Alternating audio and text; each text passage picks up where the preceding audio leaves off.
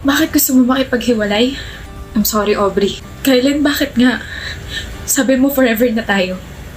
Sabi mo never ka makikipag-break sa akin. Bakit ganito? Anong ginawa ko para magkaganito ka? Hindi kasi tayo compatible. Hindi compatible pero umabot tayo 1 taon. May mga ganun talaga, Bri. Late na nilang nare-realize na hindi pala sila para sa isa't isa. Huwag na natin ipilit kasi pares na tayo masasaktan. Nasasaktan na ako. I know. Masakit para sa akin tong desisyon na to pero kailangan ko na bumitaw dahil nahihirapan na tayo. I'm sorry, Aubrey. Maybe sa next life natin, tayo na talaga, di ba? Huwag ka nang malungkot. Huwag ka nang umiyak, okay? Hindi talaga lahat ng relationship nag-work. I'm really sorry for this. Always remember na minahal kita at mahal kita. Sorry. Ano? Break na kayo ni Aubrey? 2 days ago pa. Parang hindi ka broken-hearted ah. Ginusto mo? Siyempre, dada moves na ako dun sa blockmate ko eh. Ganda dun, pre. Maganda si Aubrey. Iba si Aubrey dun sa blockmate na nakilala ko.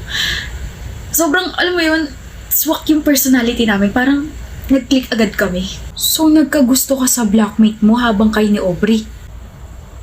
Oo. Walang yan. Muntik na nga ako matawa kay Aubrey habang nakikipag-break ako sa kanya eh. Bakit? Iyak nang iyak. Konti na nga lang parang tutulo na yung uhog eh. Wala eh. Patay na patay talaga siya sa akin kaya ganun. Hindi siya umiiyak. Ano, Basti? Hindi siya kako umiiyak, Kylen. Anong hindi? Wala ka ron. Nandun ako. Nakausap ko pa nga siya eh. Hindi siya umiiyak, pre.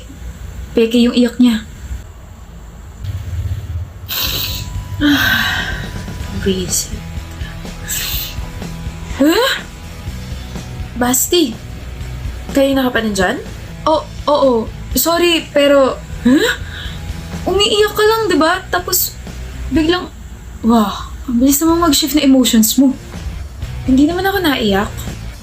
Pero, tingin mo nasaktan ako sa pakikipag-break ni Kylen? I already prepared myself kasi alam kong may bago na yung buwisit na yun. Ano raw sabi niya? Masakit para sa kanya yung desisyon na ginawa niya? Maybe sa next life kami na talaga?